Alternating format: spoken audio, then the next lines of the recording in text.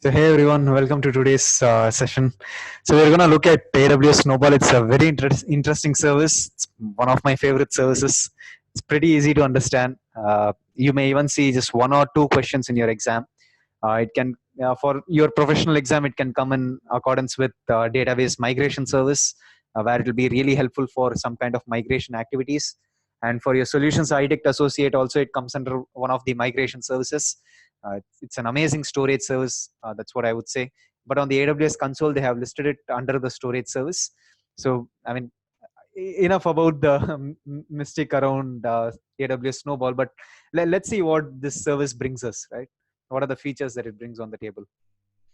So Snowball, it's a petabyte scale data transport solution that uses devices designed to be secure to transfer large amounts of data into and out of AWS cloud. So if suppose you would like to store a lot of data in S3, and then sometime you would like to just take out a lot of data from S3, and then probably even just use this device to do some kind of local work, right? So send it from one of your data centers to another data center with a lot of data. So for these kinds of activities, Snowball is really a nice service. So it's a physical device. So anyways, I have some screenshots later. So we will look at that. And then using Snowball, it addresses some common challenges using large scale data transfer, including high network costs, long transfer times, and then security concerns.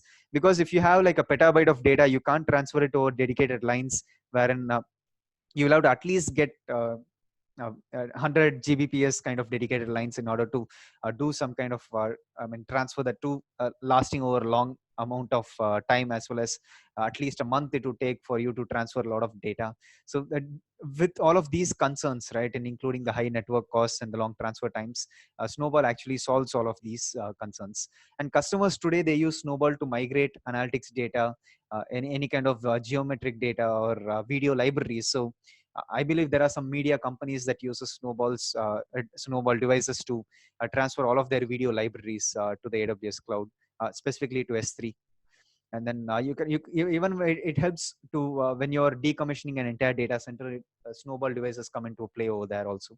And transferring data with Snowball is pretty simple. It's very fast. It's very secure and can be used with just 1/5 of the cost of transferring data with very high speed network, right, that you have. So this is how Snowball works. So first you have to go to the management console, and then you have to create a job, a data transfer job. And then AWS will deliver the Snowball device to you based on the amount of data that you're requesting for and the type of the Snowball device that you're requesting for. The Snowball device itself comes with a client. It comes with a very nice small GUI on the side. And it'll also come with certain network interface cables. It also comes with its own Cat6 cable, which you can directly take and connect it to your existing data center's network switch. And then you can directly go ahead and transfer data to the Snowball device. And once you have transferred the data to Snowball device, you have to intimate AWS that you're going to send back the Snowball device. And then you have to specify the S3 bucket while you're creating the job itself. You have to specify the S3 bucket onto which your data is going to go ahead and recede once Snowball is being delivered back to the respective data center. And you'll also have to specify a key management service KMS key in order to encrypt your data in that S3 bucket once it has been transferred. And then you're going to get the visibility through all of this entire process through notifications through Amazon SNS, right? So this is the entire flow of how you order a Snowball device and you transfer data to a Snowball device and send it back to Amazon's data center. So some of the use cases where Snowball would come in handy is if you have large quantities of data and that you want to migrate to AWS, Snowball is much faster and cost effective. And in the event that you need to quickly retrieve a large quantity of data from S3, right, you can also specify that I want to download some data from S3 onto the Snowball device, and I would like it to be sent to me to my respective address, so that I want to do some kind of video processing on that data or something like that, right? And there are many steps involved to even decommissioning a data center to ensure that no data is lost. Snowball can help you ensure that your data is securely and cost effectively transferred all the way to AWS during this process. And you have to use Snowball devices if you regularly receive the need to transfer large amounts of data from one data center to another data center, or between clients and business associates, right? So these are some of the use cases that Snowball solves. So there are three variants to AWS Snowball. So you have the basic Snowball device, and then you have the Snowball Edge, which comes with compute capacity to at the edge, and then you have the Snowmobile. So we will talk about these three. So this is the basic Snowball device, and this is the Snowball Edge that comes with a CPU capacity like at least 52 virtual CPUs. It also comes with certain GPU capacity if you are ordering. It also comes with the NVIDIA Tesla GPU capacity, and then you do get this is Snowmobile for exabyte scale data transfer. So with one truck, you can transfer up to 100 petabytes. So that means you will at least need 10 trucks in order. I mean, I call it as trucks, but it's a beast.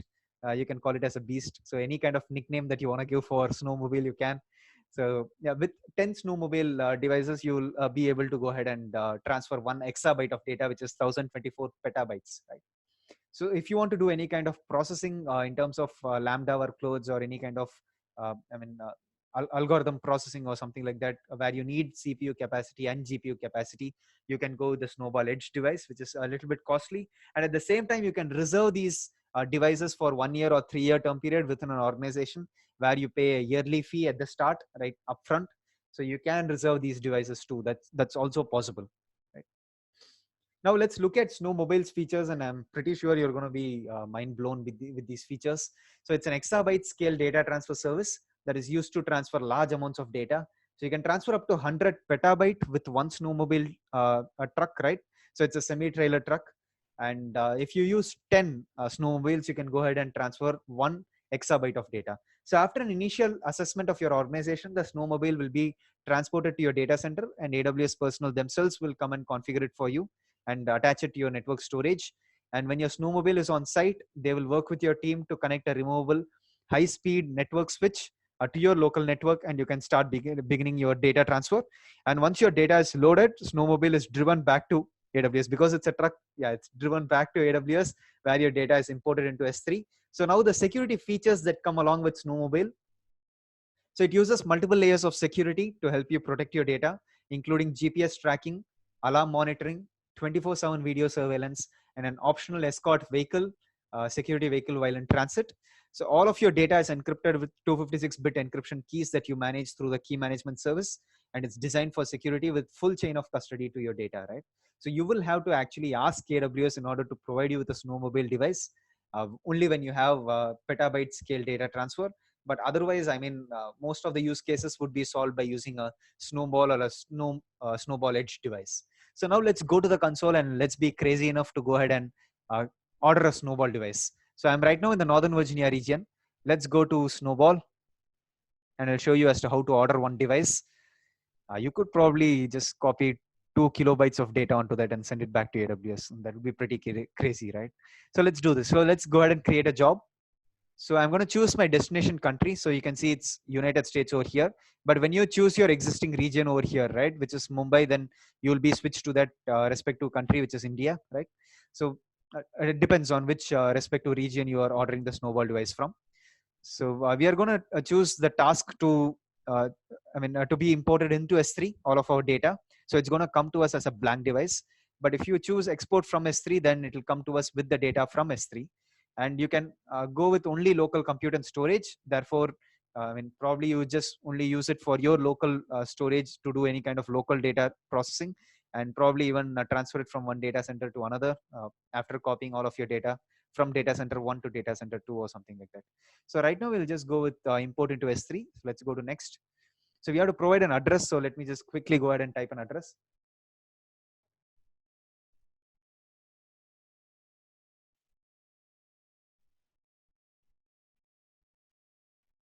So there are some character limits. So that's the reason why I'm just keeping it as short. So yeah, I'm just going to randomly choose, even though Chennai is in Tamil Nadu, I'm just going to randomly choose a state where my elder brother is in. So it's South Carolina. Yep.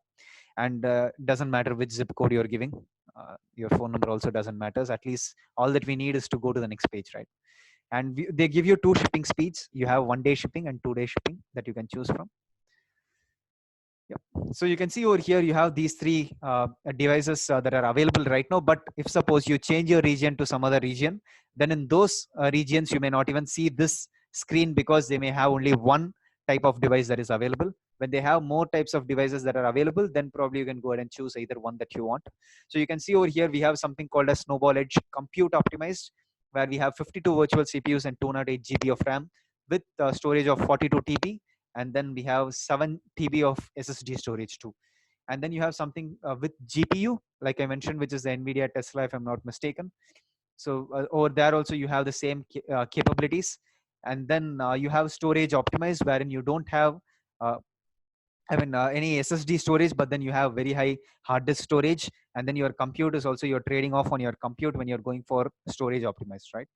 And even you are trading off on your memory. So you can go ahead and look at the pricing for Snowball. So it's, I believe, it's for the number of days that you're having the device with you, and depending on the type of device that you're ordering for. And then you can also reserve your device for 1 year or 3-year term period, I believe, with an organization. So now I have to choose my S3 bucket that I'm going to specify. So where all of my data is going to go back to. So I'm just going to call this S3 bucket.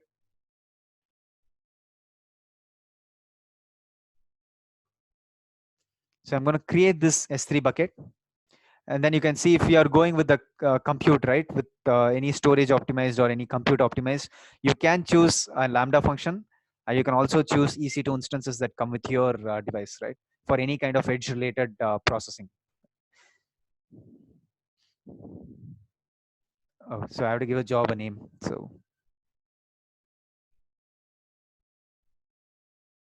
So you can see you have to also set the security. So you can see over here, you have to provide it an IAM role. So I'm just going to go ahead and create a new IAM role. And this IAM role will have enough permissions for AWS themselves to go ahead and transfer all of my data to S3 once the device has reached their data center. So therefore, in your policy document, you can see they are getting all of your bucket policies, the location, as well as the multi-part uploads. And then they are providing permissions in order to go ahead and put objects into S3, right? So we are going to give them this permission. And then we are going to click on next, but you can go ahead and choose your respective KMS key from here if you do have one created. Otherwise the default import export key is going to be used. So in the year 2017, when I was writing the exam, it was import export the service name, but right now it's called as Snowball, right? But right now in any of the exams you would only see Snowball, you would not see import export anywhere. Yep. So you can also configure yourself a new SNS topic for Snowball.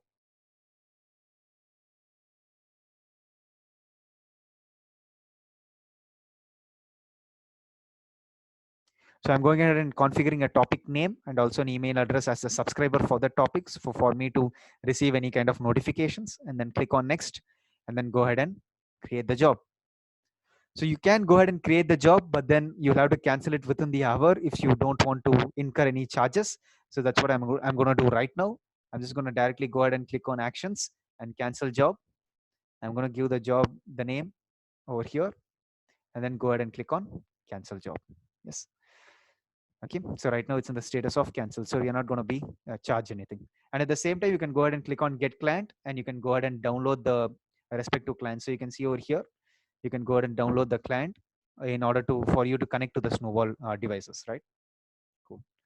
So those are the things that I wanted to mention regarding Snowball. It may not even come up in your exam. Maybe 1 or 2 questions would be possible, but just go ahead and play around with it, and probably watch any other videos on YouTube as to how you can connect your Snowball device. So there's a very nice video by Ryan Cronenberg, who's the CEO of Cloud Guru.